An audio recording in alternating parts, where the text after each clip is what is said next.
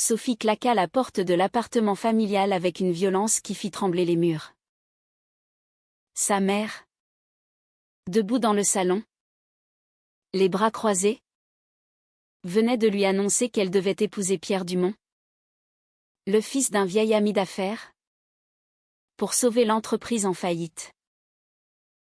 Mais ce soir-là, lors du dîner de fiançailles forcées, Sophie croisa le regard de Claire, la sœur aînée de Pierre, et sentit son monde basculer dans un tourbillon d'émotions interdites. Le cœur battant, Sophie s'assit à la table dressée avec soin dans la maison bourgeoise des Dumont, à Neuilly-sur-Seine.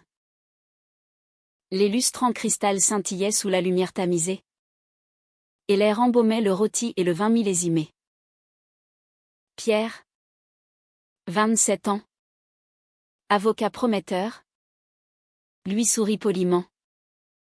Mais ses yeux étaient froids, distants. À ses côtés, Claire, 28 ans, dirigeante d'une petite agence de communication, dégageait une assurance magnétique. Ses cheveux noirs coupés court encadraient un visage aux traits fins, et son regard bleu perçant semblait lire en Sophie comme dans un livre ouvert. « Bienvenue dans la famille », murmura Claire en levant son verre, sa voix chaude et veloutée contrastant avec la rigidité de l'atmosphère. Sophie rougit, incapable de détacher ses yeux de cette femme qui, en un instant, avait éveillé en elle un sentiment qu'elle n'avait jamais osé nommer. Toute sa vie, elle avait réprimé ses attirances fugaces pour des amis d'école, convaincue que c'était une phase, une erreur. Mais là, face à Claire, c'était différent, viscéral, inévitable. Le dîner s'étira en discussions superficielles sur les affaires et les traditions. Le père de Sophie, un entrepreneur endetté, vantait les mérites de cette union stratégique. C'est pour le bien de tous, insistait-il, ignorant les poings serrés de sa fille sous la table. Pierre, de son côté, parlait de leur futur appartement à Paris, de voyage en Italie. Comme si tout était décidé. Sophie acquiesçait mécaniquement, mais son esprit vagabondait vers Claire, qui intervenait avec des opinions tranchées sur l'égalité des genres et les pressions sociétales. Les familles comme les nôtres étouffent les individus, lança-t-elle un moment, provoquant un silence gêné. À la fin du repas, alors que les invités se levaient, Claire s'approcha de Sophie pour lui serrer la main. « Si tu as besoin de parler, appelle-moi », glissa-t-elle discrètement, glissant une carte de visite dans sa paume. Le contact de leurs doigts envoya une décharge électrique à travers le corps de Sophie. Rentrée chez elle, seule dans sa chambre, elle fixa la carte pendant des heures, le cœur en tumulte. Était-ce de la folie? Elle était promise à Pierre, forcée par des dettes familiales qu'elle ne pouvait ignorer. Son père avait tout misé sur cette alliance, l'entreprise, leur maison, leur réputation dans les cercles bourgeois parisiens. Le lendemain matin, Sophie se réveilla avec une migraine lancinante. Sa mère, entrant sans frapper, posa un café sur sa table de nuit. « Tu as l'air épuisée, ma chérie. » « C'est le stress du mariage ?» Sophie hocha la tête. Mais c'était bien plus. Elle repensait à Claire, à ce regard qui avait percé ses défenses. Pour la première fois, elle se confronta à son identité, lesbienne? Le mot lui semblait étranger, chargé de jugement. Dans sa famille conservatrice, catholique pratiquante, l'homosexualité était un tabou, un péché chuchoté lors des messes du dimanche. Poussée par une impulsion irrésistible, Sophie composa le numéro de Claire. Allô, répondit celle-ci d'une voix surprise mais chaleureuse. C'est Sophie. J'ai besoin de parler. Elles se donnèrent rendez-vous dans un café du Marais, quartier bohème de Paris où les couples du même sexe se promenaient librement. Assise à une terrasse ensoleillée, entourée du bruit des conversations et des klaxons, Sophie se confia pour la première fois. Je ne veux pas épouser ton frère. Ce n'est pas lui. C'est tout ça. Claire l'écouta attentivement, ses yeux ne quittant pas les siens. Je sais ce que c'est que de se sentir piégée, avoua-t-elle.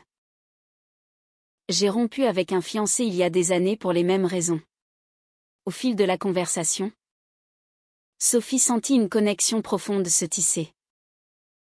Claire parla de son coming-out discret, de la déception de ses parents, de la liberté qu'elle avait conquise à prix fort. Mais toi, Sophie, qu'est-ce que tu ressens vraiment, demanda-t-elle. Sophie hésita, les larmes aux yeux. Je ressens quelque chose pour toi. Les mots étaient sortis. Brut. Irrévocable. Claire pâlit. Mais un sourire fugace illumina son visage. Moi aussi. Depuis hier soir. Ce fut le début d'un tourbillon secret. Elles se revirent en cachette, promenade au jardin des Tuileries. Café tardif. Discussions interminables sur la vie. L'amour. Les attentes sociétales. Sophie découvrait en Claire une âme sœur. Une femme qui la comprenait sans jugement. Mais chaque rencontre accentuait la culpabilité, elle trahissait Pierre, sa famille, les conventions. Qu'est-ce qu'on fait, murmura-t-elle un soir, enlacée dans les bras de Claire dans un petit appartement loué pour l'occasion. On continue, répondit Claire, déterminée. Mais à quel prix? Les semaines passèrent, et la pression familiale s'intensifia. Le mariage était fixé dans 6 mois. Les invitations renvoyées. Sophie mentait à tout le monde, prétextant des rendez-vous professionnels pour voir Claire. Pierre, suspicieux, l'interrogea un jour, tu sembles distante. C'est ma sœur? Vous passez beaucoup de temps ensemble. Sophie nia. Le cœur serré. La duplicité la rongeait. Mais l'amour naissant pour Claire était plus fort que tout. Un après-midi. Lors d'une répétition de robe de mariée, sa mère l'a surpris en train de pleurer. Qu'y a-t-il? Sophie. Pierre est parfait. Explosa-t-elle enfin, je ne l'aime pas. Maman. J'aime quelqu'un d'autre. Le silence qui suivit fut assourdissant. Une femme, devina sa mère. Horrifiée. Sophie hocha la tête. Et les larmes coulèrent. C'est un péché. Une phase. Pense à ton père. À l'entreprise, hurla-t-elle. Sophie s'enfuit. Courant vers Claire, qui l'attendait dans un parc. Ils le sauront bientôt, murmura-t-elle. Claire la serra fort, on affrontera ça ensemble. Mais le soir même, Pierre appela Sophie. La voix tremblante. Claire m'a tout dit. Comment as-tu pu? Le choc la figea. Claire avait confessé? Pourquoi? La trahison la frappa comme un coup de poignard. Elle raccrocha. Effondrée. Était-ce la fin avant même le début? Sophie erra dans les rues de Paris cette nuit-là. Le téléphone vibrant d'appels ignorés. Pierre. sa famille. Tous voulaient des explications. Mais elle n'avait qu'une destination, l'appartement de Claire, dans le 11e arrondissement. En frappant à la porte, les larmes coulaient librement. Claire ouvrit, le visage pâle, les yeux rougis. « Pourquoi as-tu dit à Pierre ?» demanda Sophie d'une voix brisée. Claire la fit entrer, refermant la porte derrière elle. Il fallait que je le fasse. Il suspectait quelque chose. Et je ne pouvais plus mentir à mon frère. Assise sur le canapé usé, entourée de livres et de posters d'art contemporain, elles s'affrontèrent du regard. « Tu m'as trahi » accusa Sophie. Claire secoua la tête. « Non. Je nous ai protégés. Si on continue en secret, ça nous détruira. Pierre mérite la vérité. » Sophie sentit la colère monter, mêlée à la peur. « Et moi? Ma famille va me renier. L'entreprise de mon père est en jeu. » Claire prit ses mains. « Je sais le prix. J'ai perdu des amis, des opportunités professionnelles quand j'ai assumé qui j'étais. Mais vivre dans le mensonge est pire. » La discussion s'enflamma. Sophie arpenta la pièce, gesticulant. « Tu parles de vérité. Mais c'est facile pour toi. Tu es indépendante? Avec ton boulot? Ton appartement. Moi? Je dépends encore de mes parents. » Claire se leva. La voix ferme. « C'est le moment de choisir. » Sophie. Rester piégée dans un mariage forcé? Ou assumer ton amour pour moi? Les mots planaient, lourds de conséquences. Sophie s'effondra en sanglots. Et Claire la prit dans ses bras. Elles passèrent la nuit à parler, à pleurer, à se réconforter. Au petit matin, Sophie décida, elle romprait les fiançailles. Mais le retour chez elle fut un calvaire. Son père l'attendait dans le salon, le visage rouge de colère. « Pierre m'a appelé. »« C'est vrai? Tu aimes sa sœur? » Sophie, tremblante, acquiesça. « C'est une abomination, » tonna-t-il. « Pense à ta mère, à l'église, à notre nom. » Sa mère, en larmes, intervint. « On peut arranger ça. Une thérapie. Peut-être. » Sophie refusa. « C'est qui je suis. » Le père la chassa. « Sors d'ici. Tu n'es plus ma fille tant que tu n'auras pas changé d'avis. » Sophie partit avec une valise hâtivement remplie, se réfugiant chez Claire. Les jours suivants furent un tourbillon d'émotions, soulagement d'être libre, terreur de l'inconnu. Claire la soutint, l'aidant à chercher un emploi comme assistante dans une galerie d'art. Mais les rumeurs se propagèrent dans leurs cercles sociaux. Des amis communs prirent parti pour Pierre, accusant Sophie de trahison. « Comment as-tu pu briser une famille ?» lui envoya une ancienne camarade par message. Pierre, de son côté, luttait avec sa propre douleur. Il confronta Claire lors d'un dîner familial tendu. « Tu as volé ma fiancée » cria-t-il. Claire, les yeux emplis de regret, répondit « Ce n'était pas prémédité. L'amour ne se commande pas. » Leur mère, veuve depuis peu, pleura « Vous détruisez tout. Pensez à la société. » Au ragot. Pierre quitta la table, claquant la porte. Il se sentait humilié, trahi par sa propre sœur. Pour noyer son chagrin, il se plongea dans le travail, ignorant les appels de Claire.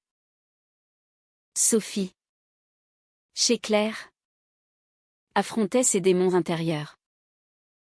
Et si j'ai fait une erreur, murmura-t-elle un soir, allongée sur le lit. Claire la rassura, non. C'est le début de ta vraie vie.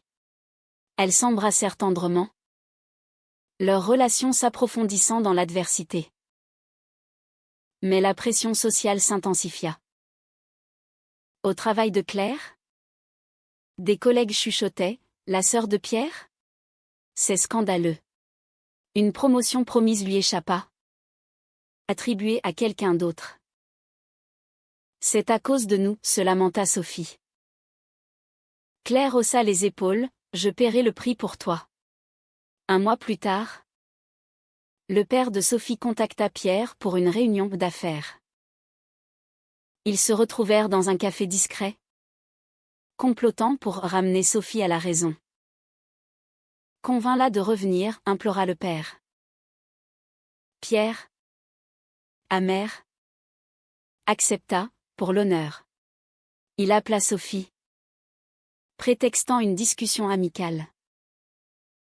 Ils se virent au Louvre, entourés de chefs-d'œuvre intemporels. Reviens-moi, supplia-t-il. Claire n'est qu'une illusion. Sophie, touchée par sa vulnérabilité, hésita un instant. Je t'apprécie, Pierre, mais je ne t'aime pas comme ça. Il insista, pense à ta famille. Il souffre. Les mots la transpercèrent, ravivant la culpabilité. Rentrée chez Claire, Sophie lui raconta tout. Il a raison. On fait du mal à tout le monde.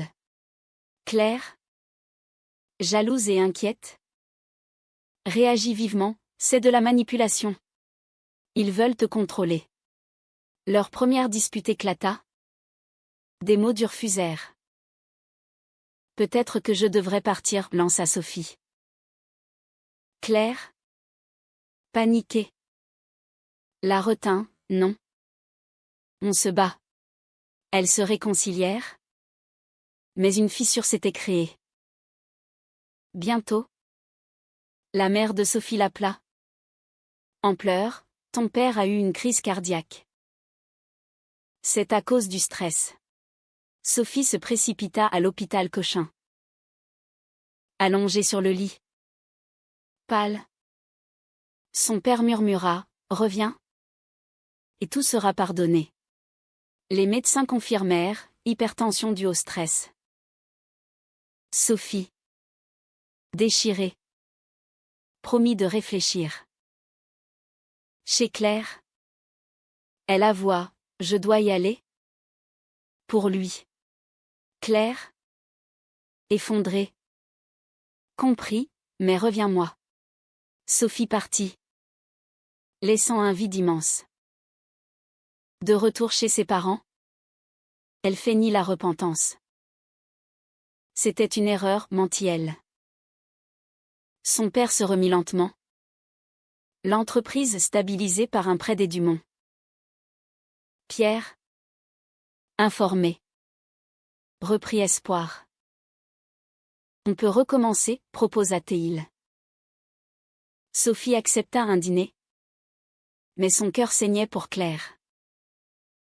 En secret, elle s'envoyait des messages codés, planifiant des retrouvailles furtives. Lors d'une soirée chez les Dumont, Sophie et Claire se croisèrent. Leurs regards se croisèrent, chargés de désirs refoulés.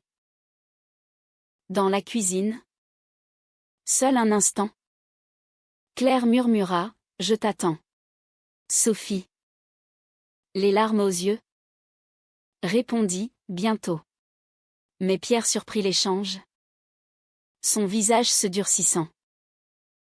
C'est pas fini, gronda-t-il. La confrontation était inévitable. La tension chez les Dumont explosa ce soir-là. Pierre, les poings serrés, affronta Sophie et Claire dans le jardin éclairé par des guirlandes.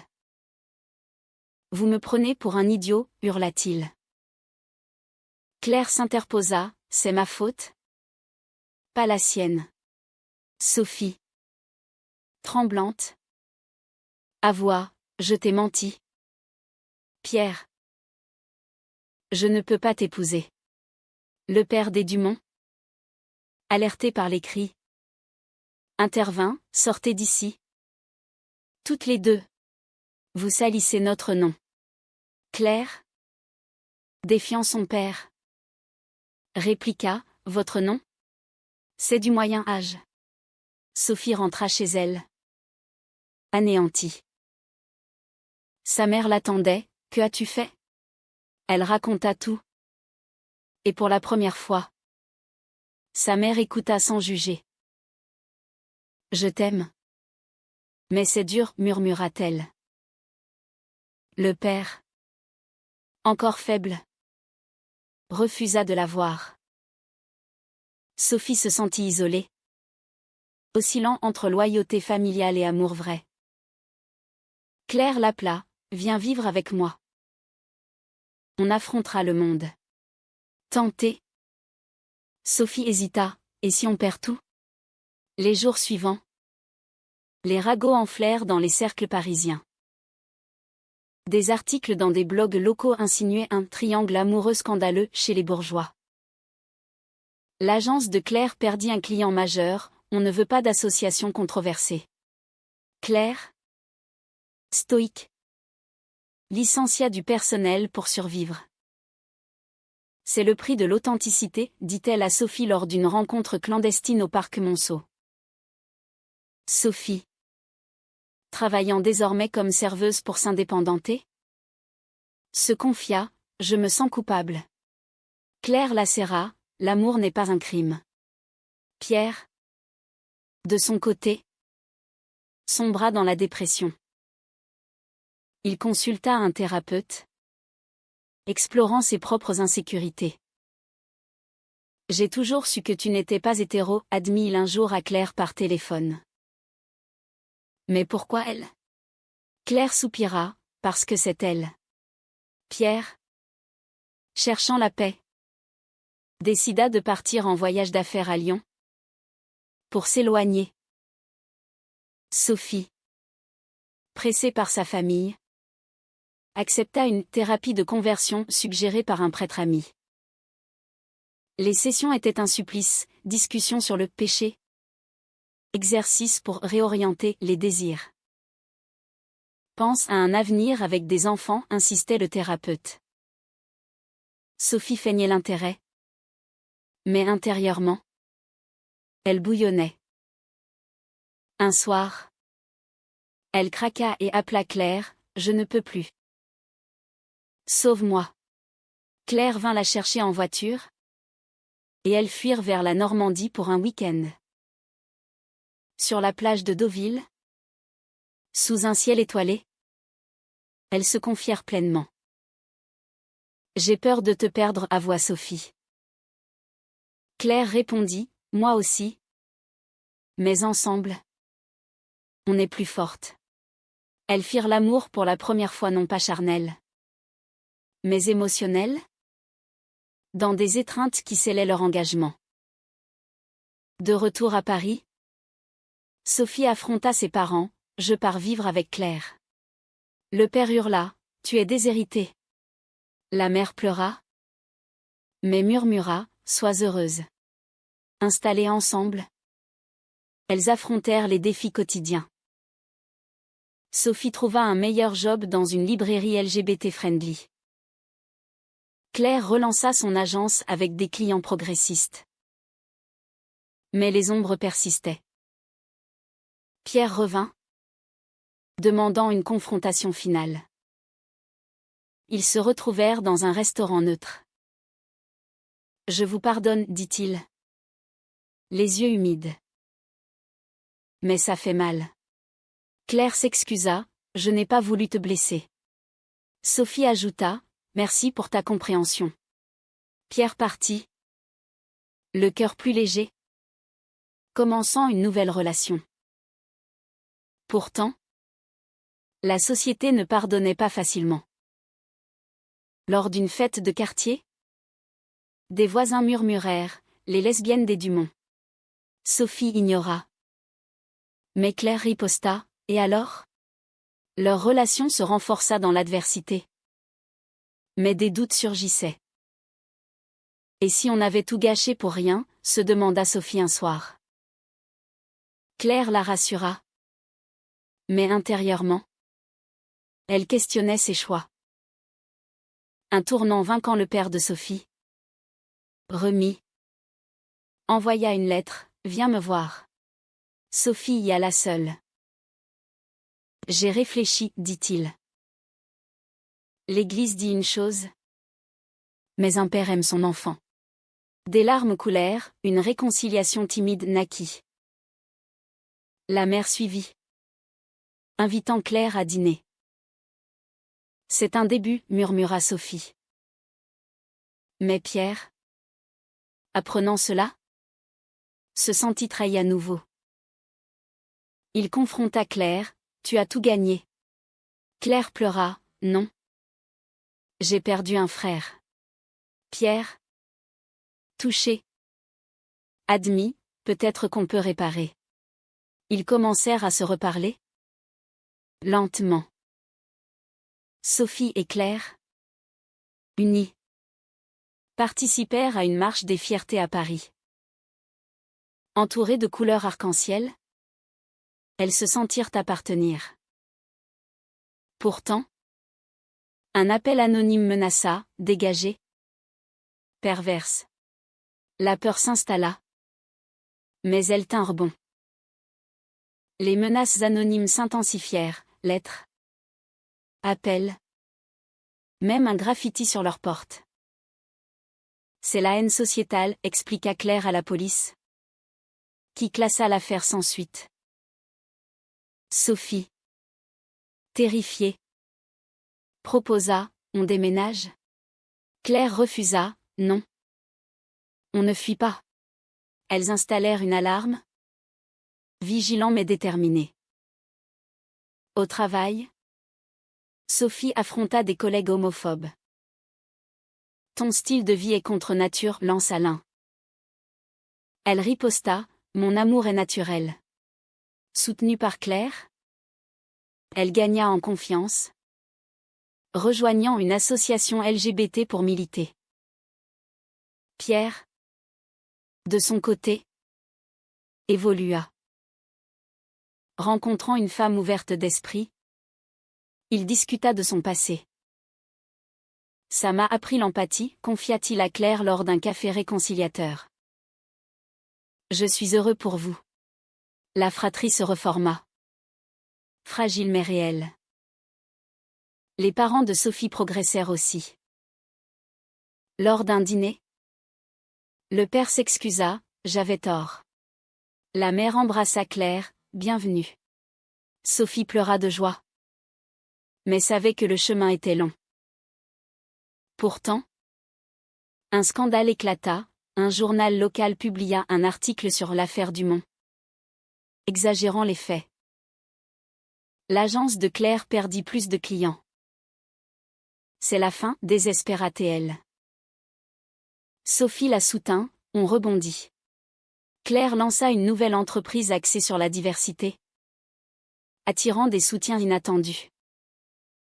Sophie, inspirée, écrivit un blog anonyme sur ses expériences, pression familiale, coming out, amour interdit. Il gagna en popularité, touchant des milliers. Tu changes des vies, dit Claire. Mais la fatigue s'accumula. Une nuit, Sophie craqua, et si on avait choisi la facilité? Claire, blessée, répondit, l'amour vrai vaut les sacrifices. Leur relation vacilla, avec des disputes sur les priorités. Un jour, Pierre invita tout le monde à un week-end en Provence. Pour recoller les pièces. Sur place, dans une villa ensoleillée, Les tensions ressurgirent. Le père de Sophie confronta Claire. « Vous avez brisé ma fille. » Claire répliqua. « Non. Je l'ai libérée. » Sophie intervint. « C'est mon choix. » Pierre médiatisa. « Acceptons. » Une soirée autour d'un feu scella une paix précaire. De retour, Sophie reçut une promotion. Claire relança son business avec succès.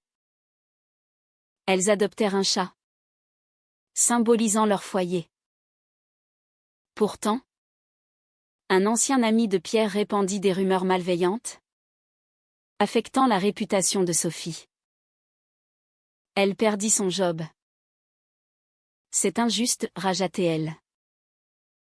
Claire la consola, on se battra en justice si besoin. Le climax vint lors d'une conférence LGBT où Claire parla. Sophie, dans le public, fut fière. Mais un manifestant homophobe interrompit, dégénéré. La sécurité intervint. Mais Sophie fut bousculée. Hospitalisée pour une commotion. Elle réfléchit, vaut-il ce risque? Claire, à son chevet, pleura, oui. Pour nous. Sophie acquiesça. Renforcée. Les familles, alertées, vinrent. Le père de Sophie serra la main de Claire. Merci d'être là pour elle. Un tournant. Les mois suivants apportèrent une stabilité fragile. Sophie trouva un nouveau emploi dans une ONG pour les droits LGBT, canalisant sa douleur en action. Claire, son agence florissante, devint une référence pour l'inclusion. Elles voyageaient ensemble, week-end à Bordeaux, vacances en Corse, renforçant leurs liens. Pierre se maria avec sa nouvelle compagne, invitant Sophie et Claire. Vous êtes famille, dit-il. L'événement fut émouvant, marquant la guérison. Les parents de Sophie s'impliquèrent, messe inclusive. Discussion ouverte. J'apprends, avoua le père. Pourtant, des doutes persistaient. Sophie, lisant des commentaires haineux sur son blog, questionna. Et si la société ne change jamais? Claire répondit, on change ce qu'on peut. Un soir, lors d'un dîner romantique sur la Seine, Claire posa une question, épouse-moi? Sophie, émue, accepta. Leur mariage civil, discret, fut une victoire sur les préjugés.